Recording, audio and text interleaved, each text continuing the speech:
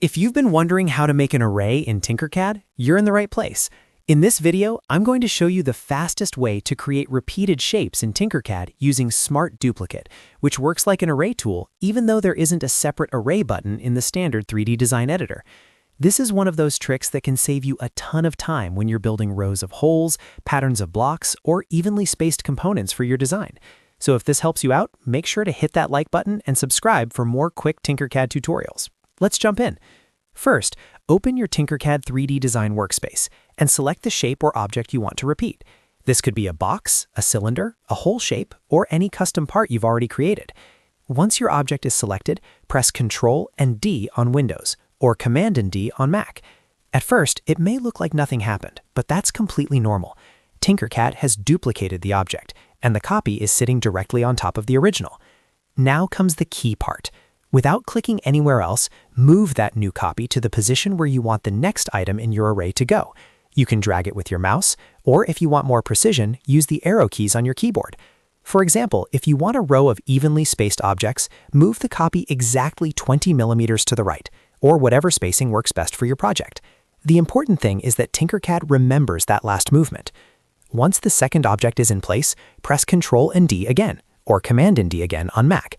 Tinkercad will repeat the exact same movement and place another object at the same distance and direction from the second one. This is what makes it feel like a real array. You're not manually placing each copy one by one. Instead, Tinkercad is repeating your last action automatically and perfectly. You can keep pressing the duplicate shortcut again and again to build out your full row or pattern. If you moved the object to the right, each new copy will continue in that direction with the same spacing. If you moved it upward, it will continue upward. If you rotated it before duplicating, Tinkercad can repeat that rotation too. This makes Smart Duplicate incredibly useful for building symmetrical designs, mechanical parts, fences, grids, and decorative layouts. If you want to make a vertical array instead of a horizontal one, the process is exactly the same. Duplicate the object, move the copy straight up or down, and then keep pressing the shortcut to repeat the spacing. For more complex shapes, you can even combine movements. For example, you might move the object slightly right and slightly forward to create a diagonal pattern. Tinkercad will repeat that exact movement every time you duplicate again. A helpful tip is to zoom in and use the workplane grid to make sure your spacing is consistent.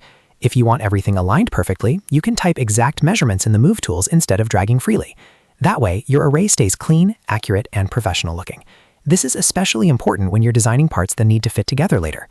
Another thing to remember is that Smart Duplicate only works if you press Duplicate again right after moving the copy.